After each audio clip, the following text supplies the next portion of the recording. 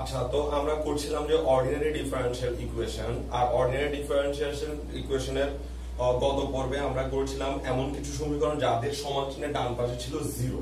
আর আজকে আমরা এমন কিছু সমীকরণের সমাধান করব যাদের সমান চিহ্নের ডান পাশে জিরো না থেকে অন্য কিছু থাকবে। তো সমান চিহ্নের ডান পাশে এক্স স্কোয়ার থাকতে পারে, আরো অন্য কিছু থাকতে পারে, সেগুলো পরে দেখবো।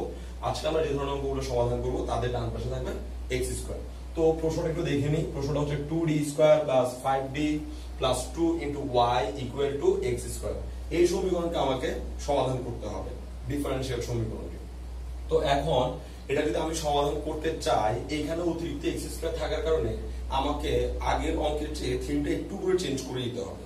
তো আমরা প্রথমে আগের মতো করে শুরু করব, তবে একটু চেঞ্জ থাকবে। একটু লিখি, ধরি ঠিক আগে যেভাবে লিখছিলাম, ধরি y equal to E to the power mx হলো 2d square plus 5d plus 2 into y equal to 0। খেয়াল করি, যদি আমার প্রশ্ন দেওয়া আছে এত ইকুয়াল টু এক্স স্কয়ার, কিন্তু আমি এত ইকুয়াল 0 লিখবো, এত ইকুয়াল এক্স স্কয়ারটা লিখবো না, কারণ ই টু দি পাওয়ার mx এটা এত ইকুয়াল টু 0 সমীকরণের সমাধান হতে পারলেও এটা ইকুয়াল টু এক্স স্কয়ার সমীকরণের সমাধান কিন্তু সে হতে পারে না। তো এই জন্য আমাদেরকে লিখতে হবে y ইকুয়াল টু mx হলো এত ইকুয়াল টু 0 সমীকরণের একটি সমাধান, সমীকরণের একটি সমাধান। ওকে, তাহলে যদি এটার একটা সমাধান হয়, তাহলে আমরা কি করতে পারি, এই y এর জায়গায় আমরা ই টু দি mx বসিয়ে দিতে পারি। তাহলে লিখবো সুতরাং 2d square plus 5d plus 2y এর জায়গায় আমরা বসিয়ে দিব e to the power mx equal to 0। মানে এই সমীকরণে y এর জায়গায় আমরা ই টু দি পাওয়ার mx বসিয়ে দিতে পারবো, কারণ y হচ্ছে এটা একটা সমাধান যা আমরা আগেও করে এসেছি। এখন এটার আনসারটা আমি সরাসরি লিখে দিব, কারণ আগের পর্বগুলোতে আমি দেখিয়েছি যে আনসারটা কিভাবে সরাসরি আসতে পারে। তো এখানে আছে d স্কয়ার, 2 জায়গায় থেকে যাক, এই d স্কয়ার এখানে d স্কয়ার জায়গায় হয়ে যাবে m স্কয়ার প্লাস 5, এটা d জায়গায় হয়ে যাবে m প্লাস 2, আর এখানে বাইরে থাকবে শুধু e to the power mx equal to 0। তো আমি এই লাইন থেকে এই লাইন কিভাবে আসলো সেটা এখানে ডিটেইলস বলছি না, কারণ এর জন্য আমরা এর আগে দুইটা পর্ব রেডি করে রেখেছিলাম এবং প্রথম পর্বে এটা সম্পর্কে ভালো ধারণা দেওয়া হয়েছিল, তো সেটা আমরা দেখে আসতে পারি। তাহলে এখন কথা হচ্ছে, এটাই যদি ওর সমাধানের কারণে মানে y গুলো ই টু দি পাওয়ার mx আসার কারণে যদি এইটুকু আমরা লিখতে পারি, তাহলে এই জায়গাটাকে বলা হয় যে অক্সিলারি ইকুয়েশন। তাহলে আমরা এখন অক্সিলারি ইকুয়েশন বের করব। তাহলে লিখবো এখানে অক্সিলারি ইকুয়েশন কিভাবে লেখা যায়। অক্সিলারি ইকুয়েশন হলো 2m square plus 5m plus 2 equal to 0। আর এখান থেকে আমরা এখন সমাধান আনার চেষ্টা করব, এটাকে সমাধান করার চেষ্টা করব। তো এটা মিডল টার্ম ফ্যাক্টর হবে। তো মিডল টার্ম ফ্যাক্টর কি, 2 গুণে 4। আমি মিডল টার্ম ফ্যাক্টর শিখাইতে যাচ্ছি না, কারণ মিডল টার্মটা আমরা সবাই পারি। তো এর জন্য 4m আমি সরাসরি করে দিচ্ছি না বুঝিয়ে, আর এটা হবে 1m plus 2 equal to 0। Middle term factor নিয়ম অনুযায়ী এটা হয়েছে। তারপর ইকুয়াল টু এখান থেকে আমি 2m কমন নিয়ে ফেলতে পারি। 2m কমন নিলে এটা হবে m প্লাস 2 প্লাস 1 কমন নিলে m প্লাস 2 ইকুয়াল টু 0। এর থেকে আমি আবার m প্লাস 2 কমন নিতে পারি। m প্লাস 2 যদি কমন নিয়ে নিই, তাহলে বাকি থাকবে 2m প্লাস 1 ইকুয়াল টু 0। আর এটার জন্য আমরা লিখতে পারি এরপরে আমরা এর জন্য লিখতে পারি হয় m প্লাস 2 ইকুয়াল 0 অথবা 2m প্লাস 1 ইকুয়াল 0, বা এখান থেকে আসবে m ইকুয়াল -2 আর এখান থেকে আসবে m ইকুয়াল -half। আচ্ছা, এটা এইভাবে সরাসরি না করে একটু এভাবে করি, 2m ইকুয়াল টু -1 আসবে আর m ইকুয়াল আসবে -1/2 মানে -half। ব্যাস, আমরা m এর মান পেয়ে গেলাম। তো এইসব কাজগুলো আমরা আগেও করেছি এবং ওইখান থেকে এইসব আনসার এসেছে। তো এখানে m এর মান পাওয়ার পর আমরা আগের অঙ্কে কি করতাম, সরাসরি সমাধান করে ফেলতাম, কারণ ওই অঙ্কগুলোতে এত ইকুয়াল 0 ছিল।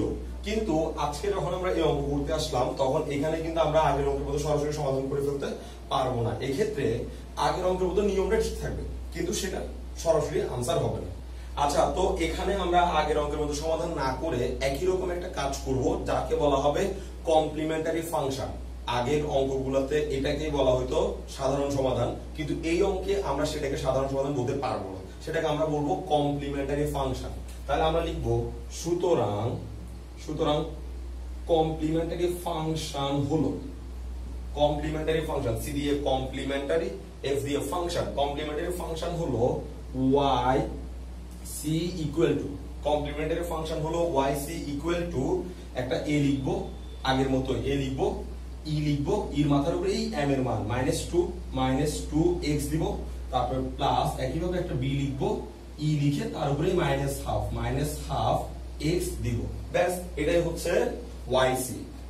এইখানে যেটা ওয়াই সি আগের অঙ্কে আমরা আগে যেটা করেছিলাম তার মধ্যে এটাই ছিল সমাধান, কিন্তু এখানে সমাধানটা একটু অন্যভাবে করতে হয়। এখানে এটা একটা অংশ, সমাধানের একটা অংশ। আমাদেরকে আরো একটা কাজ করতে হবে, সেটাকে বলা হয় ওয়াই পি বের করা, ওয়াই পি। এখন আমরা ওয়াই পি কিভাবে বের করতে হবে সেটা খেয়াল করব। তাহলে দেখে আসি ওয়াই পি কিভাবে নির্ণয় করতে হয়। আচ্ছা, এবার আমরা ওয়াই পি নির্ণয় করব। তো ওয়াই পি নির্ণয় করার যে সিস্টেম সেটাকে বলা হয় যে পার্টিকুলার ইন্টিগ্রাল। তো পার্টিকুলার ইন্টিগ্রাল বের করি, তাহলে লিখবো আবার পি আই মানে হচ্ছে পার্টিকুলার ইন্টিগ্রাল, পি আই হলো ওয়াই পি ইকুয়াল টু, খেয়াল করি ওয়াই পি কিভাবে নির্ণয় করতেছি। আমরা প্রথমে এখানে একটা এভাবে দাগ দিয়ে এই যে 1 ডিভাইডেড বাই এই যে এখানে একটা সমীকরণ y এর সাথে যে জিনিসটা ছিল না, y এর সাথে জিনিসটা দেখা যাচ্ছে, এটা পুরোটাই নিচে লিখে ফেলবো, 2d² প্লাস 5d প্লাস 2, আর এখানে যেটা থাকবে সেটা এখানে পাশে বসিয়ে দিব। প্রত্যেকটা অঙ্কেই ঠিক এভাবেই করতে হবে yp নির্ণয়ের কাজটা, মানে yp নির্ণয়ের শুরুটা ঠিক এভাবে, উপরে 1 দিব, নিচে এই পুরা এই y এর পুরা সমীকরণটা এখানে বসিয়ে দিব, আর সমান চিহ্নের ডান পাশে যেটা ছিল সেটাকে এখানে লিখে রাখবো x² করে। ব্যাস, এরপর আমরা yp নির্ণয়ের কাজ শুরু করব। তো এক এক অঙ্কে yp নির্ণয়ের নিয়ম এক এক রকম, যদিও সব অঙ্কে yc নির্ণয়ের নিয়ম একই রকম, কিন্তু এক একটি অঙ্কের জন্য yp নির্ণয়ের নিয়ম এক এক রকম হয়। তো যদি x টাইপসের কোন একটা রাশি থাকে, x to the power n মানে x square, x cube, x to the power 4 এভাবে কোন রাশি থাকে, তাহলে yp নির্ণয়ের নিয়মটা ঠিক এখন যেভাবে করব সেভাবে করতে হয়। আর এটার জন্য আমাদেরকে দুইটা সূত্র শিখে রাখতে হয়। আমি সূত্রগুলো একটু এখানে লিখে দিই। একটা হচ্ছে 1 প্লাস x হোল ইনভার্স 1 এর সূত্র, আর আরেকটা হচ্ছে 1 মাইনাস x হোল ইনভার্স 1 এর সূত্র।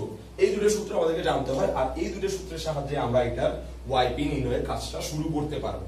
তো এখন 1 প্লাস x হোল ইনভার্স 1 এটা সূত্র হচ্ছে 1 minus x plus x square minus x cube plus dot, এভাবে যেতে থাকবে। আর 1 মাইনাস x ইনভার্স 1 এর সূত্র হচ্ছে এরকমই, তবে সবাই positive, 1 plus x plus x square plus x cube plus dot dot dot, এভাবে যেতে থাকবে। তার মানে এখানে একটা প্লাস এখানে একটা মাইনাস যখন থাকলো, তখন একটা প্লাস একটা মাইনাস একটা প্লাস একটা মাইনাস একটা প্লাস একটা মাইনাস এভাবে করে সূত্রে আসতে থাকলো। আর দোনো জায়গায় যখন মাইনাস ছিল তখন এখানে সবগুলাই প্লাস চিহ্ন হয়ে আসতে থাকলো। ব্যাস, এই হচ্ছে দুইটা সূত্র।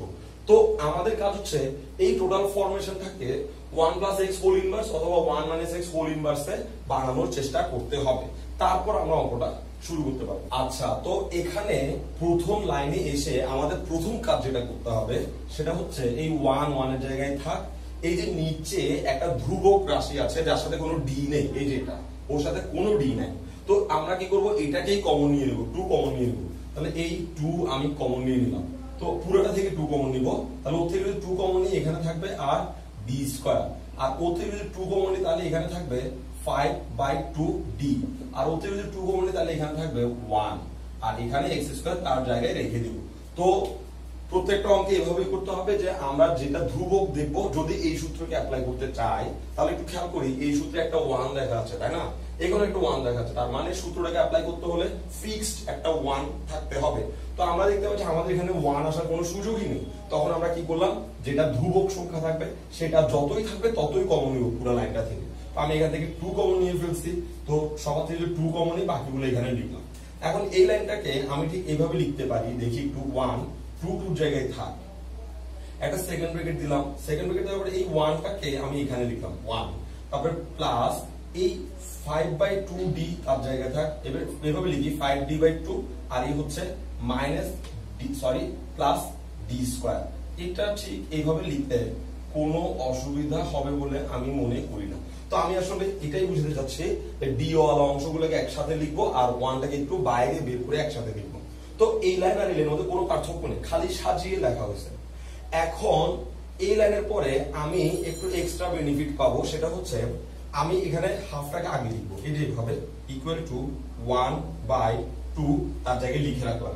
আর এই যে 1/1 প্লাস সামথিং, এটাকে আমি এভাবে লিখতে পারি 1 plus 5d divided by 2 plus d square, এই ফার্স্ট ব্র্যাকেট এই সেকেন্ড ব্র্যাকেট তার মাথার উপরে ইনভার্স 1, আর এই যে x স্কয়ার তার পাশে এভাবে লিখে রাখতে পারি। আমি চাইলে এভাবে লিখতে পারি, কারণ 1 বাই সামথিং মানে তো এতটুকু এত। তাহলে দেখি একটু কেন এটা এভাবে লিখতে পারলাম। আমাকে যদি বলা হয় a ইনভার্স 1, তাহলে আমি তার বদলে লিখতে পারি 1 বাই a। একইভাবে 1 বাই a কে আমি চাইলে a ইনভার্স 1 লিখতে পারি। তাহলে আমি বলতে চাচ্ছি এটাও ঠিক এরকম 1 বাই এত 1 বাই a, তাহলে 1 বাই a কে আমি ইনভার্স দিয়ে লিখতে পারি a ইনভার্স 1। ব্যাস, এটাই হচ্ছে কাজ। আমি একটা গুণ চিহ্ন দিব জাস্ট এটা গুণ বোঝানোর জন্য। তো আমি হাফ কে কিন্তু ইনভার্স করতে চাই না বা করিও না, হাফের জায়গায় রয়েই যাবে, আর বাকি যে রাশিটা থাকবে সেটাকে আমি ইনভার্স করে দিব। ইনভার্স করার একটাই কারণ, সেটা হচ্ছে আমরা এখন এটাকে চাইলে এই দুইটা সূত্রে যে কোনো একটাতে অ্যাপ্লাই করতে পারবো। তো এখানে মাঝখানে দেখা যাচ্ছে 1 এর পরে প্লাস আছে, 1 প্লাস, তাহলে আমরা এই 1 প্লাসের সূত্র ব্যবহার করব। যদি 1 এর পরে মাইনাস থাকতো তাহলে আমরা 1 মাইনাসের সূত্রটা ব্যবহার করতাম। তো এখন আমরা এই সূত্রটা অ্যাপ্লাই করার চেষ্টা করব। আচ্ছা, তাহলে এখন কি হবে দেখি তো একটু। 1/2 তার জায়গায় থেকে যাক, কারণ এটা থার্ড ব্র্যাকেট অ্যাপ্লাই করতেছি, কারণ এখানে এই 1 প্লাস এত ইনভার্স 1 এটার সূত্র এখন আমি বসাবো। খুব ভালো করে খেয়াল করি, এটা হচ্ছে 1 আর এটা হচ্ছে প্লাস, আর এই যে পুরো ডট ডট যেটা আমি দিচ্ছি, ডট ডট দেওয়া পুরো অংশটা এটা হচ্ছে x। এই যে 1 প্লাস যা আছে সব x, তাহলে 1 প্লাস যা আছে পুরোটা হচ্ছে x। তাহলে তার সূত্রটা এভাবে লেখার চেষ্টা করি। 1 প্লাস x হোল ইনভার্স 1 এর সূত্র কি 1 minus x plus x square এভাবে যাবে। তাহলে আমাদেরটা হবে 1 মাইনাস, এখানে x ছিল বলে x লিখছি, কিন্তু এখানে তো x এর জায়গায় আছে বিশাল রাশিটা, তাহলে এটা লিখবো 5d by 2 plus d square, এটা হচ্ছে x। তারপরে লিখবো প্লাস, কারণ প্লাস মাইনাস প্লাস এভাবেই তো আসবে, তাই না? তারপর এখানে দেখা যাচ্ছে x স্কয়ার লেখা আছে, তাহলে আমরা এটার বদলে লিখবো এটা x এর বদলে লিখবো 5d by 2 plus d square whole square minus, এভাবে যেতে থাকবো। আরেকটা লিখবো না, না লিখি, কারণ এরপরের আনসারগুলো আমাদের দরকার হবে বলে মনে হয় না। যদি দরকার হতো আমরা লিখতাম, আর আমি আশা করি যে এরপর আনসারগুলো আমাদের দরকার হবে না। আচ্ছা, তো এখন এটুকু লেখা শেষে লাস্টে থার্ড ব্র্যাকেটটা ক্লোজ করব। থার্ড ব্র্যাকেট ক্লোজ করার পর এই যে এখানে x স্কয়ার থাকবে, সেই x স্কয়ারটা এখানে লিখে দেব, কারণ লাস্টে x স্কয়ারটা ছিল। ওকে, তো এখন আমরা ভিতরের সূত্রগুলো ঠিকঠাকভাবে গুণ করে রেডি করে আনবো, তারপরের কাজগুলো দেখা যাক কি হয়। ইকুয়াল টু হাফ তার জায়গায় থাক, ব্র্যাকেট দিলাম, 1 তার জায়গায় থাক, প্লাস মাইনাস এটা ব্র্যাকেটকে বের করে নিই, প্লাস মাইনাসে মাইনাস 5d বাই 2 প্লাস এটা প্লাস মাইনাস এটা হবে মাইনাস d স্কয়ার, তারপরে প্লাস এটা সূত্র হবে a square plus 2ab plus b square. তাহলে a স্কয়ার মানে হচ্ছে 25d স্কয়ার ডিভাইডেড বাই 4, মানে a স্কয়ার লিখলাম, তার প্লাস হচ্ছে 2ab, একটা 2 হবে একটা a হবে, মানে 5d বাই 2, তারপরে b হবে d স্কয়ার 2ab, তারপরে প্লাস হবে b স্কয়ার মানে হচ্ছে d টু দি পাওয়ার 4, মানে plus d to the power 4। তারপরে এই যে এখানে একটা মাইনাস দেখা যাচ্ছে না, মাইনাসটা লিখবো, ডট ডট ডট দিয়ে দিব, তারপরে লাস্টে লিখবো x স্কয়ার যা ছিল তা লিখে রাখবো।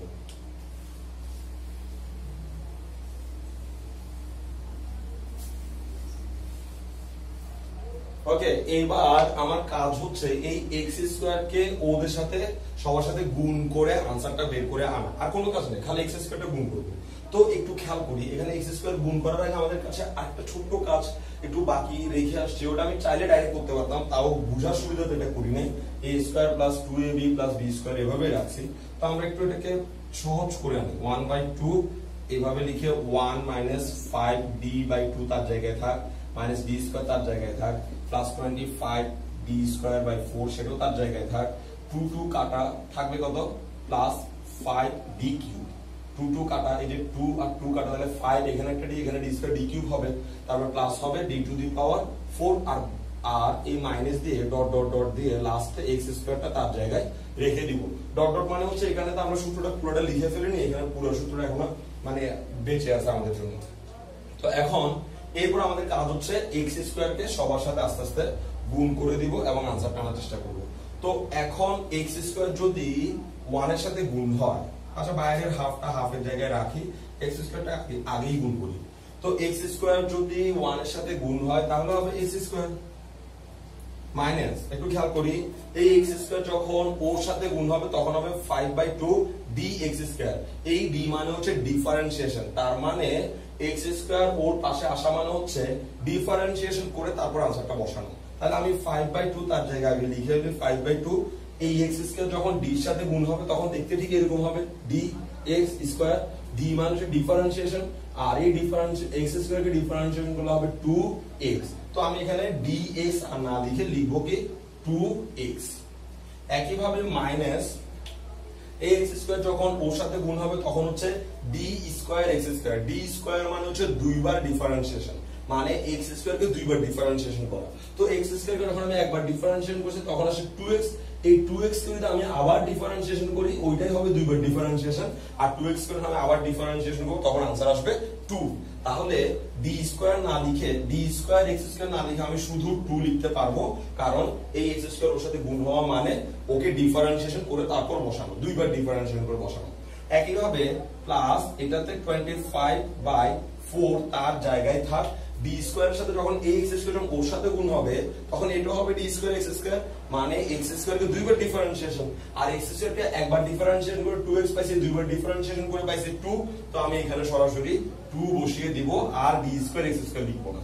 একইভাবে 5d কিউব, 5d কিউবে কি হবে দেখি, 5 এর জায়গায় থাকবে d কিউব, x স্কয়ার যখন d কিউবের সাথে গুণ হবে এটার মানে হবে x স্কয়ার কে তিনবার ডিফারেন্সিয়েশন করা।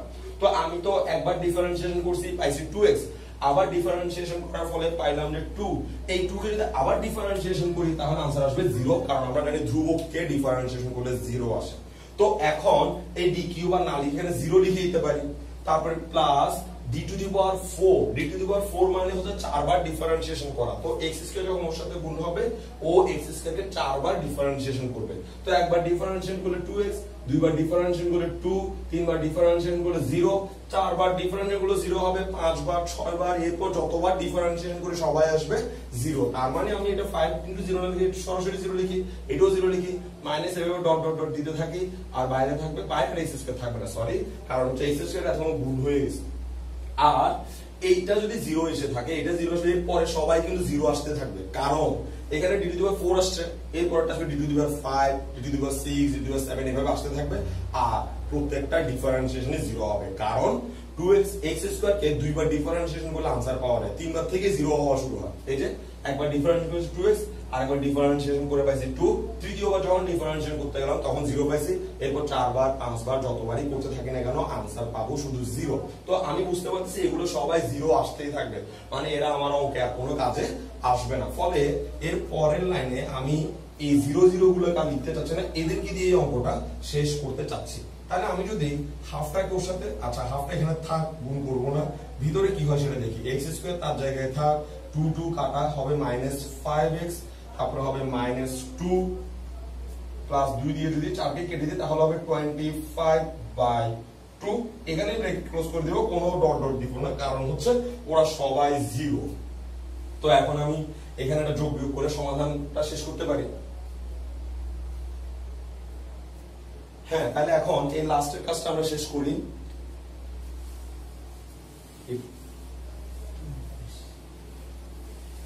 আচ্ছা, তাহলে লাস্টের কাজটা কি থাকবে, এটা থাকবে 1/2, তারপরে বাইরে এখানে থাকবে যে x square minus 5x minus, এটা একটু লসাগু করে ফেলে। এটা লসাগু করার সময় আমি একটু ঘুরিয়ে লিখে তারপর লসাগু করবো, যাতে বুঝতে সুবিধা হয় লসাগুটা।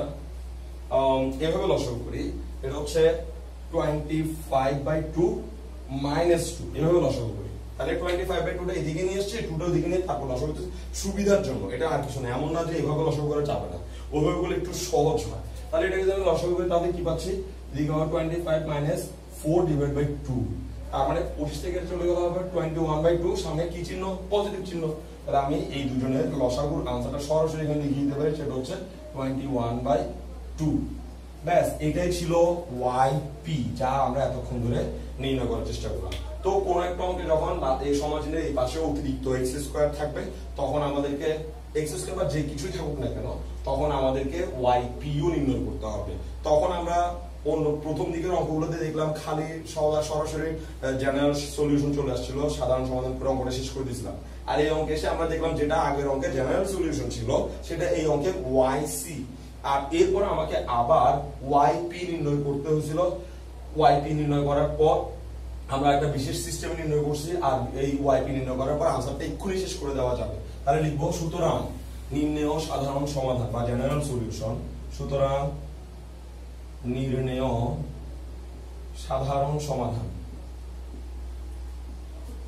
সুতরাং নির্ণেয় সমাধান y ইকুয়াল টু হচ্ছে yc প্লাস yp।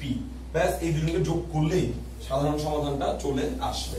তো এখন yc কত ছিল? yc ছিল a e to the power minus twice x plus b e to the power minus half x, আর প্লাস yp কত আসছে? এই যে একটু আগে yp আসছে হাফ, আর এখানে আসছে x square minus 5x plus 21/2।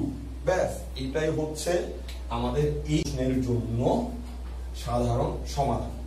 তো কোন একটা প্রশ্নের ডান পাশে যদি x স্কয়ার টাইপসের কোনো রাশি থাকে, তাহলে ঠিক এই সিস্টেমে সমাধানটা করে আসতে হয়। কি করতে হয়?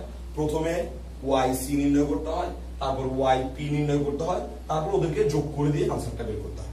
ওকে, তো এখন আমরা একই ধরনের, এটা যেহেতু বুঝতে একটু কষ্ট হতে পারে, আমরা একই ধরনের আরেকটা অঙ্ক এক্ষুনি দেখে নিই, যাতে আমরা এই অঙ্ক এবং ওই অঙ্ক এবং এই ধরনের সব অঙ্ক সম্পর্কে একটা ভালো ধারণা পেয়ে যাই এবং খুব ভালোভাবে করতে পারি।